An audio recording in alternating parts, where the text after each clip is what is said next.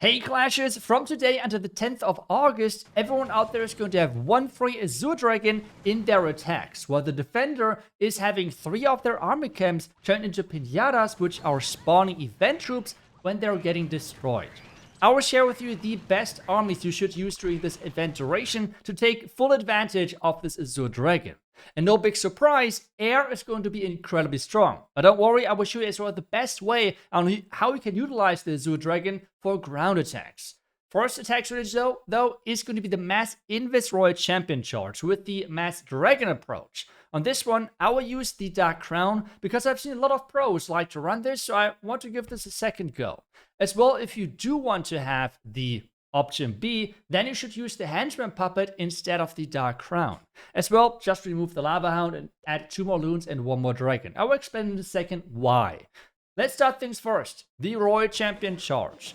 We want to take down as much of the base as possible, and especially if possible, the core. The next important thing is the timing with the invisibility spell. You don't have to count, you don't have to stress. Whenever the time is ticking from a 7 to a 6, the last digit, then you want to use the invis if you want to get the timing right with your fox. So right now we're going from 37 to 36, and that's the timing for the invis spell.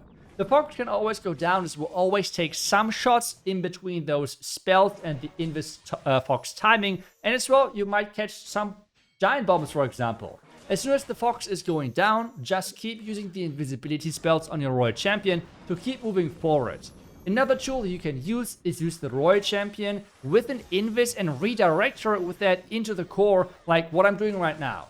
Invisibility on the bottom defenses, which is forcing her into the core to take down at least one of the sweepers, so we don't have to stress about that later on in the attack.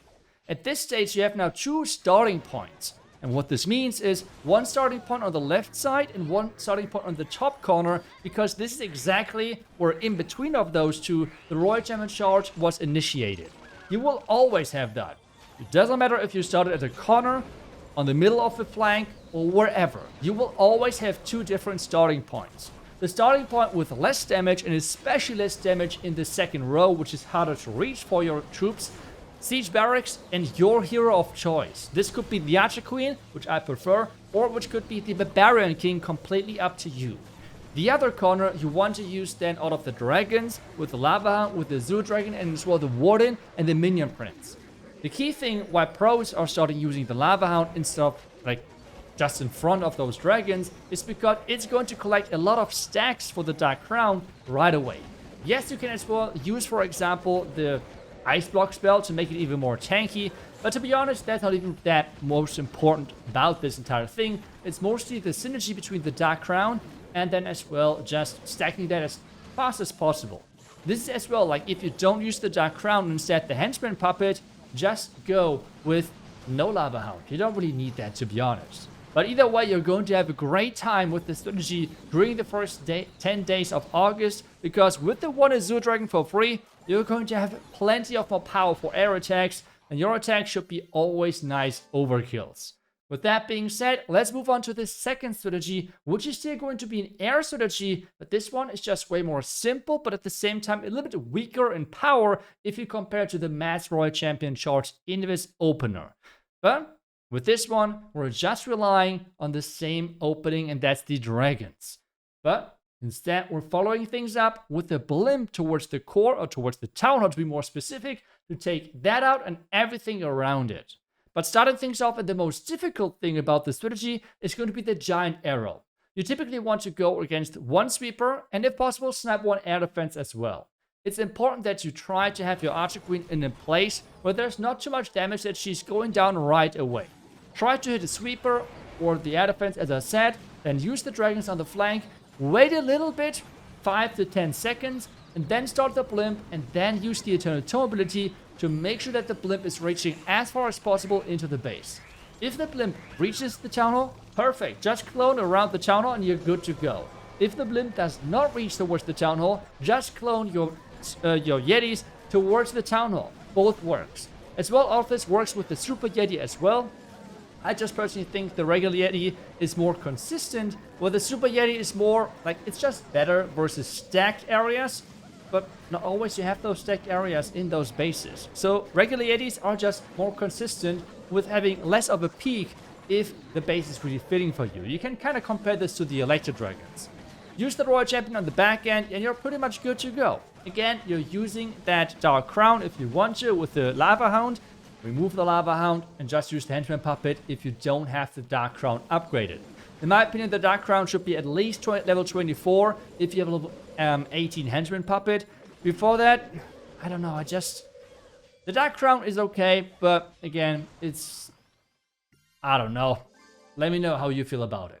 But now we should take a look at ground attacks. And this Super Yeti army right now, I'm kind of working on it still. It's not finalized whatsoever, but I want to use it to showcase to you how you can use the Azure Dragon in any ground army. And this is important because this works with Fireball, with Royal Champ charge openings, with Root Riders, with Super Yetis, with Titans, with Super Witches, with pretty much whatever follow-up you're going to go for. And for us, we're going to start things off with the Royal Champion charge. Again, you could replace this with a Fireball or whatever you want. The most important thing is then the second phase, and depending on that, you want to use the Azure Dragon in different places. And it doesn't matter what main army you're using. As I said, if it's Root Riders or it's Super Yetis, it's Throwers, whatever, it does not matter. It's all about the second phase starting point. For us right now, we're clearing out this bottom compartment. We're trying to get as much as possible and just do our thing.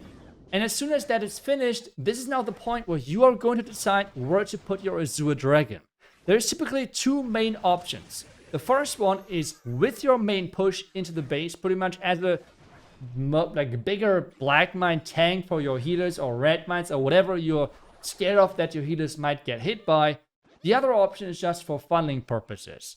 The main and most important thing here is about the flank. If there are heroes left over, if there are storages left over, if there is anything in this bottom compartment which could distract our Azure Dragon and put it to the side, use the Azure Dragon as the support for the Queen.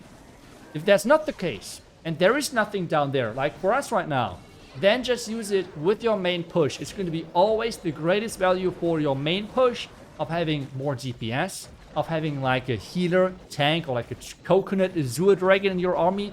Put it whatever you would like, but that is the most important point there. If there's anything distracting your Azure Dragon, use it for the funnel and for the support for the Archer Queen. Simple as that. And that's pretty much working with every single ground army and smash type army we have currently in the game. Which means you have any type of opening, that could be a regular Warden Walk, that could be a Fireball Warden Walk, that could be a Royal Champion Charge. Whatever you're doing as an opening, then we have this Azure Dragon kind of like with the main army with the beefy tanks in the right. You have the healers, just put the Azure Dragon next to it. And you see it right here, you're going to have a great time and you're going to have a really successful attack. As I said, this is currently the Super Yeti army which I'm working on, but again, it's not finalized. I'm like trying out different stuff right now. I don't know, having great attacks, but at the same time as well, some fails. So I'm really still fine-tuning the army, but I will do eventually like another video about it most likely if you would like to see that. But that's pretty much it for the event. Obviously, air armies are going to be incredible over the next 1.5 weeks, but ground attacks, they're going to benefit as well from this additional event troop. Otherwise, thanks so much for watching. I will see you guys back tomorrow with the next class video. Until then, see ya and bye-bye.